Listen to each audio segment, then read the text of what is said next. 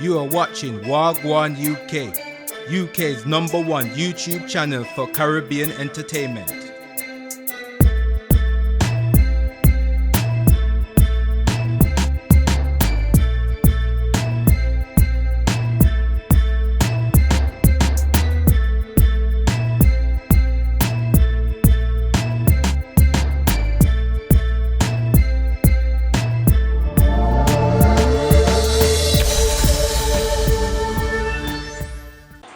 Check. You watch Wargwarn UK, you know it's NTG, and boy, it's been a minute, but we're back and we got special guests as usual. Everybody's special, but we got Janel, Antoneshia, Wargwarn. Tell them what's going on. Right now, this is one upcoming artist in the UK that deals with reggae. We deal with hip hop as well. Hip hop, everything, the whole musical vibe. But today she's here with us and gonna spend a few minutes, have a chat, see what go on, and let's tell the UK what go on. So yo, what go on? What's up, man? We good? Shout out to everybody here. Shout out to Wargwarn TV. Big up yourself. Wargwarn UK. Behind this camera, you get me. My name is Janel Antoneshia, singer-songwriter, Jamaican-born. Currently living in Dudley, but a lot of the stuff I do is actually in Birmingham. I don't necessarily have a niche that I'm sticking to right now. Just trying to stay versatile. Whatever sticks, sticks. You know, music is language, so if you can speak 10 different languages, do it every single day. So that's what I'm trying to do with music right now. Okay then. Well, let's get this Wargwarn show. So, how long you been doing this for, and what inspired you? And how young are you? Currently, you don't have to tell us the don't matter, exact it's just the number. age. Currently I'm 27. I've been doing music, I'd say, on and off for the past 10 years, like since school, but I've only been taking it seriously now in the last, I'd say, giving it almost everything I have the last 4 years. So I've been doing live shows, like gigs, I busk, because I want to, busking is basically you're on the street and you perform and then chucking money. But obviously for me, that's been my playground. That's the reason why I'm as good as I am. If I didn't put time out into practicing pretty much every other day for 3 hours, no one would really know who I am. Okay. So the busking has been what's helping me build my organic fan base at the moment. And it's been fun. So the last 3 years is just consistent busking, getting as many shows and gigs as I can. Releasing music.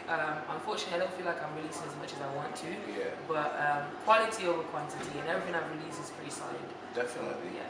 So, in terms of busking, I said it right, yeah? Yeah. So, what inspired you to start with busking? Did you find that a better way to promote yourself? Or where did the busking come from? So my best friend, Tremendous, she actually started out busking about five, 6 years ago. And I remember one day I was like, yo, I need some money. She's like, I'm going to give you the money, but I want it back. And I was like, she goes, you know what, do you really want this money? I was like, yeah. She's like, okay, let's go busk. And we busked like 10 minutes, make £32. I'm like, this is what you've been doing? She's like, yeah. And then I left it for about a year or two. And another time we were in London, I was like, give me £10. She's like, go make it yourself. And I was like, what do you mean? She goes, I swear if you sing right now, you'll make that money. And I kept it in the back of my head for a while. And then one day, I just went out there and I did it. It was in Dudley. I was nervous. Someone told me to shut up. 2 people told me to shut up actually, and it really knocked my confidence. Nah, it's true because they're watching you and they know you. Did you tell you shut up? Yeah, 2 people told me to shut up. A lady in the bakery and another guy. But hear this now.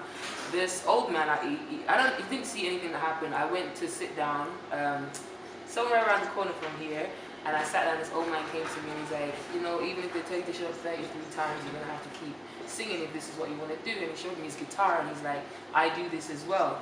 And he really boosted my confidence that day. And he said it's to do with what's up here, and he said if you just go there and just treat it like you own the whole entire road, you'll be fine. I goes, okay. I haven't seen that guy since, but it's because of whom I actually carried on. I go to Warsaw the next day. I go to Warsaw the next day and I'm like, remember what this guy said, just treat it like you own the place. And I did, I acted like it was a show. I did sick in Warsaw. The Saturday, I went to Birmingham and I just mashed up the place. And since that day and Monday, I did. Since that Monday, was it Saturday? It was a Saturday because it was Thursday, Friday, Saturday. And I was like, okay, I could do this. And the amount of money I made in those 3 days, I was like, I cannot believe. Yeah, man. If you're good, the people don't support you. If you're good. And it's been building my fan base as well. Like organically. Okay, in terms of your fan base, how's that coming along? Like, where do you get more support? Instagram, YouTube, Spotify. How are you doing social media wise? Okay, so socially, I don't think I have that much of like a dent in my profile yet. No one's really gonna be like, oh, let's go find Janel Antoneshia, what she doing. But you see, when I'm out there busking, I see it. That's what like, it is. yeah, real life, yeah. So if I can get the people offline to come online with me, I feel like I'd be doing really well. Why? Because the people online, they see it and they're supporting you. But it's the people offline, they're coming to find you. They see me and they're like, yo, I was looking for you. And then they hear you, because I make sure it's quite loud sometimes in bigger cities. They're like, I heard you and I was trying to find you. And they say that to me, it's just like, people are actually listening. And when you think about it, it's true, because even I was listening to Coffee the other day, and she's like, third farm is to make me try your thing. It turned out into a fire thing. And I was like, you know what, she might try the thing, and we're here because of it, because if she didn't try, no one would be here listening to her. Someone tweeted, I'm so grateful that Coffee tried a thing in third form. Why? Because she's making good music that people love, and we could have been missing out on her if she didn't just try a thing. You see what I'm saying? But I'd say offline is my biggest fan base, but I need the numbers to reflect online. Yeah? So until I can have that happening, I'm always gonna feel like I'm lacking. Does that make sense? Definitely, I do understand. But since we're here speaking about online, I've been looking at your Instagram page. Also, I just wanna take this moment. So, what is your most favorite post on your Instagram account? Let me just bring up my phone and take a look. You can check it out as well. Yeah. You can tell the people them your Instagram page. Okay, let's see. Let me see. So my Instagram is obviously my name, Janel Antoneshia. Make sure they spell it right. They're gonna put my name somewhere. Yeah. Make sure they spell it right. Yeah, Janel Antoneshia. Right somewhere. I love when people do that. Yeah. And literally, let me just quickly go on my Insta. Let's see, I think off my own head is a track with Tremendous, actually. She knows she nice, and that got a really good reception, even though it's not necessarily the genre. It's not necessarily the genre I'd go for, but we needed an up-tempo, nice summer song. Yeah. So it's this one. So you guys can check that out. They're gonna put the link to that, yeah. Yeah. So what you said, this is the one you like. That's the one I like the most. You know which one I like? I like this one. That one? Yeah, man. What's the story behind this one? So, my friend Hannah, we went to college together.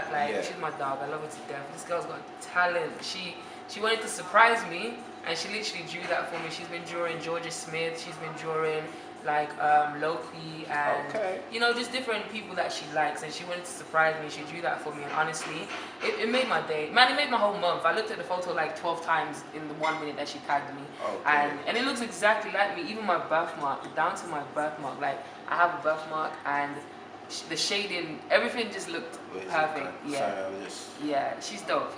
Check her out. Payasa blog, yeah? I was just checking the messages. Ain't nothing there to see. Yeah, you know what? Check her out as well, man. We're gonna tag her. In terms of your birthmark, is that something that you grow to like? You like from birth? What's the whole, in a nutshell, how did it go? Because some people like the birthmark, don't like it, and then grow to like it. I had to learn how to love this thing on my face, because I remember in school here, everyone would be like calling me Black Eyed Peas, calling me Spark, calling me all of this, and like the older I got, I was like, it's there, it's mine. And the funny thing is, this is now my signature. Very unique. Other than my voice, my birthmark is now my signature. So it's worked out. God knows what he's doing when he's making you it. So I think he knew I needed something else more than the voice. And I think because it's actually so unique, and now we're living in a society where the more different you are, the better, because ain't nobody trying to be the same anymore.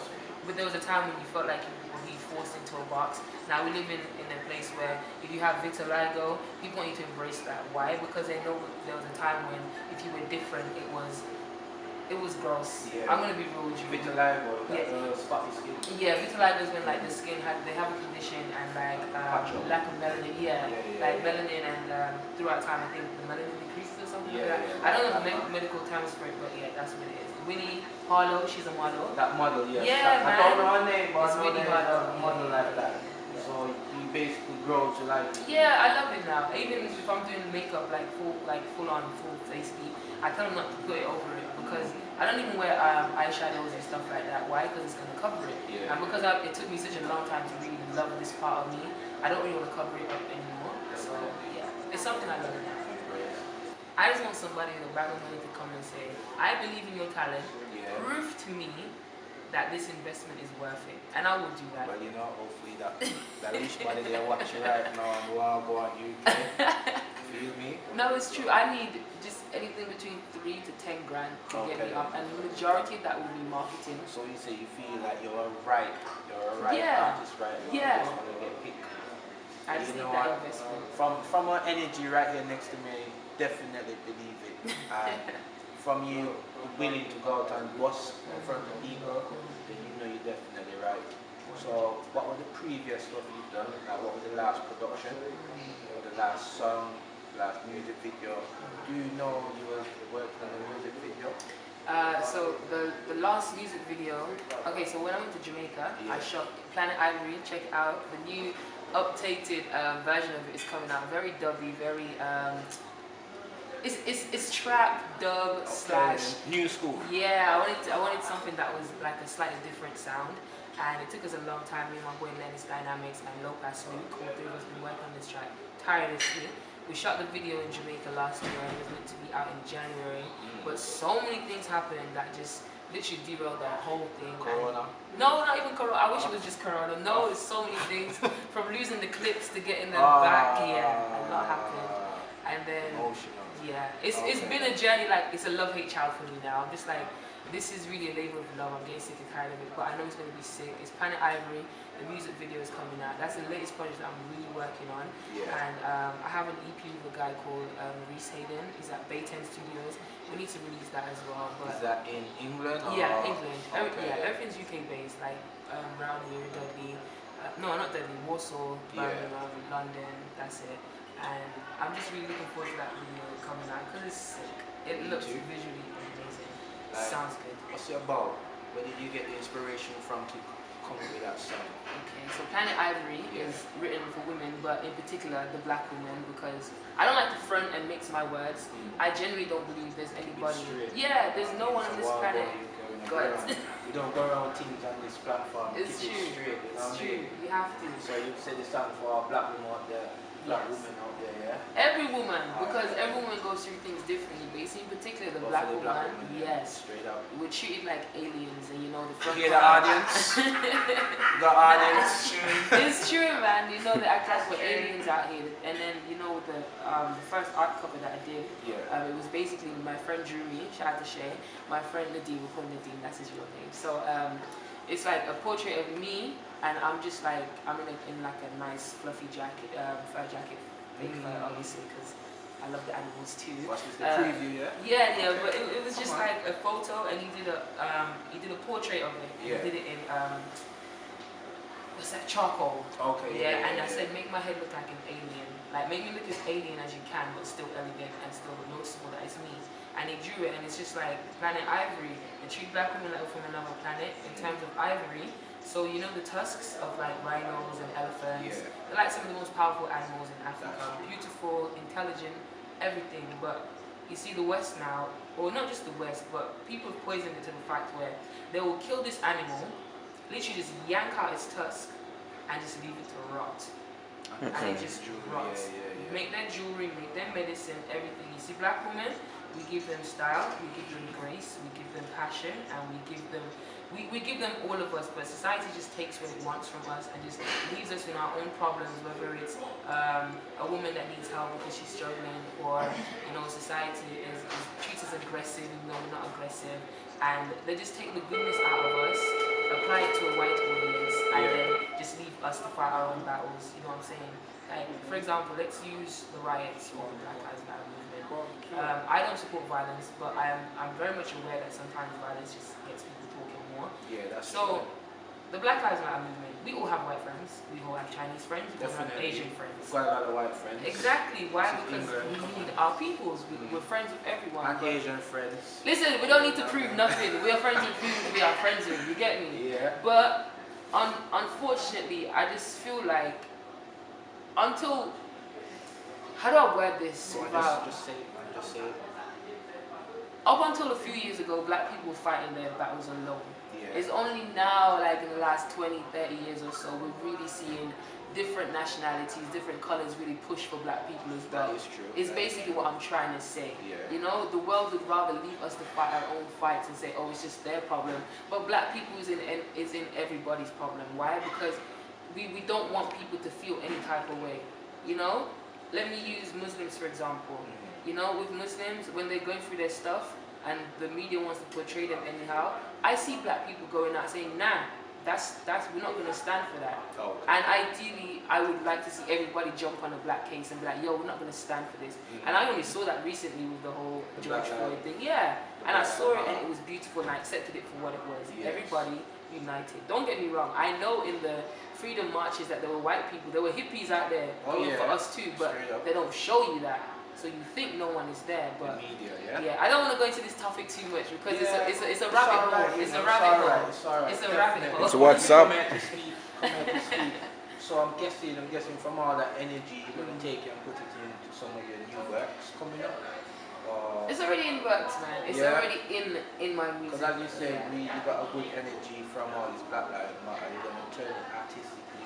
I already did that, you know. I did that back in 2014, 2015 when Trayvon Martin was murdered.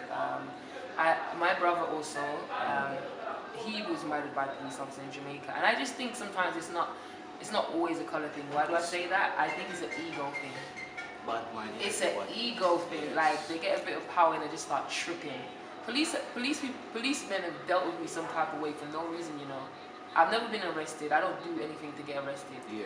But I see how the demeanor is, yeah, and how they're just waiting for something to happen so they can do something. Okay. Yeah. They do what they're doing first and then ask questions later. I don't like that because I think people do that and teachers do it. So ego. It's ego. They're on an ego trip. Alright then, before you get too emotional about this, let me bring you back. So you said that you created something in 2014, 15. Yeah. From all this whole, what was it that you created? Was it a song, a video? I wrote a song about it because writing for me is the easiest thing, not necessarily the easiest thing, but it's the thing that comes most natural in terms of expressing myself. Yeah. So I wrote a song and it was called Mr. Officer. So I don't think I really, Mr. Officer. Yeah. You can do one quick little two line from it. In a minute, I'll do it in a minute. Alright then. I will do it for you, but it was. I don't think at the time I really got to grieve my brother's death because I hadn't seen him in so long, but I had all these thoughts and visions of us like chilling one day. Like ideally he was supposed to be in Jamaica with us last year when I was there, and I just wrote it just to really say, yo, from the perspective of people who got murdered, this is how their family feels. So it's like, my name is Eric Garner, I cannot breathe. Trayvon Martin, I had a dream. Mr. Officer, look what you did. So so I tried to keep it. It was somewhat haunting in the instrumental that I chose as well. But I just wanted people to hear the lyrics, hear what I'm saying. You know, don't worry about if I'm singing it fast or if I'm singing it slow, if I sound good or not. Just listen to the lyrics. Just hear the feelings, the emotions, and lyrics. Okay. Because they saw how the parents were affected. You see on the TV how the mom was breaking down. Let me ask you, how did your family support your music career, or what's your relationship with your family? How does that happen? You know, my mom is my biggest supporter, like since day one. She's never discouraged me when it came to music. You got Mummy. Yes, shout out to my mom. Shout out to all the supportive parents out there in general. And you know, she's just always been my biggest supporter. She motivates me. She inspires me as well, you know, that's my mom right there, and she's never discouraged me. She's never said, oh, you're not going to make it, you don't take it, wasting your time. It's always the opposite. Anything Janel sets her mind to, Janel will get it. And I was like, wow, this woman is, she's in it with me. And you know, my brothers, I have 5 brothers, they support me. My 2 sisters, they support me. I have friends around me that support me, but in terms of my family, they're in it with me. They support me all the time. They support me. They believe in it. That's good, because it's always good when you get support from home still. 100%. That's where the building starts. Definitely. So, what's going on now for the rest of 2020? What's your plans? Okay, for the the rest of 2020, I need this video out, I need the track out, I need this EP out. I just need them boom, boom, boom out, one behind the other, just create a little buzz before the new year. By the new year comes, I want to have another project just ready for January. Because I like releasing in January, even if I don't release like for like 7-8 months. You know, it's throughout your whole career since you started till now, at least let us know 2 of the most memorable moments, positive and negative. I'm guessing the negative will be a learning curve as well. 100%. So let us know, let your fans know how you grow. Okay guys, so I'd say in my whole career, let me go with the negative first, get it out of the way.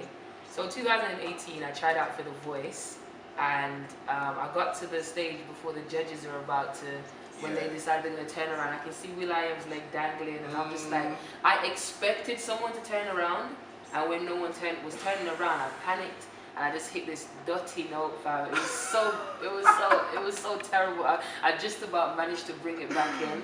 And you know, I learned the hardest lesson that day. No one turned around, obviously, but I learned, do not ever expect anything in this career.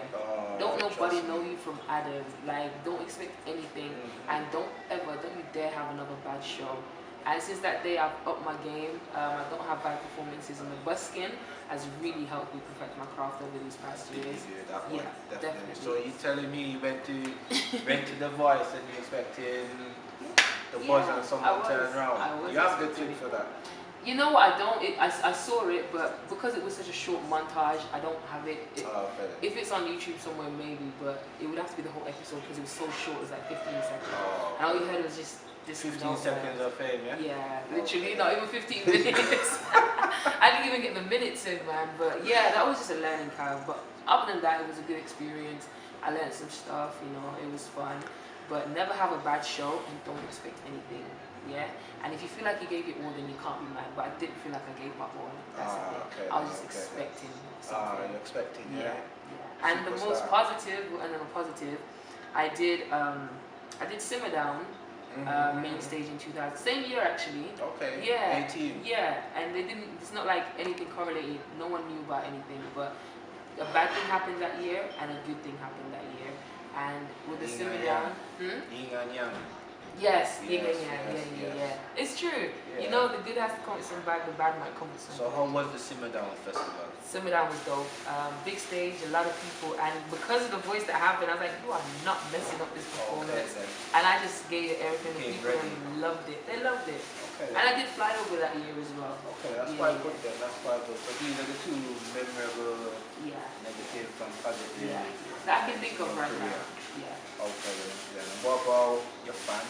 Is there any moment of any fans that you can remember, or any experience where someone came up to you and made you feel like a star? When was this?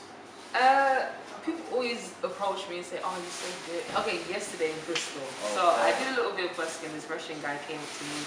It's like, oh my God, you're so good. I know when someone is good. Yeah. My machine died on me. I was so annoyed, but it was good. I did a 15-minute. It was good, and you know, this guy, he really stood out. He was like, you're really good. You know, like you're amazing. I have the ears. I know when someone is good. And he let me listen to his beats, and he was sick. Like his beats were actually really good. And you know, sometimes when you hear instrumental, as much as there's no music over it, like no singing over it, you want to feel something in it. So and he was cool. And earlier on in busking, this when people give me notes, it kind of, it's not that to say that I am worth this amount, because in the grand scheme of things, I'm worth either so much more or so much less, however you look at it.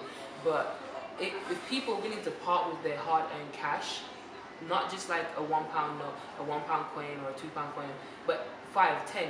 I've had someone give me £40. I've had a woman give me £100. Why? She said, you're worth more than this. And I'm just like, amen, I'll take it. Why? Because I feel like I'm working for my money as well. But when someone's willing to part with their money, you know, God ain't joking when he says like your money, your heart, they're connected, whether we want to admit it or not. And it's just like, if someone is willing to part with their heart, a part of their heart. The hard work. Then it shows me that I'm worth whatever you're giving me. Yeah, basically. Definitely. So that's been something nice. And people do that every day.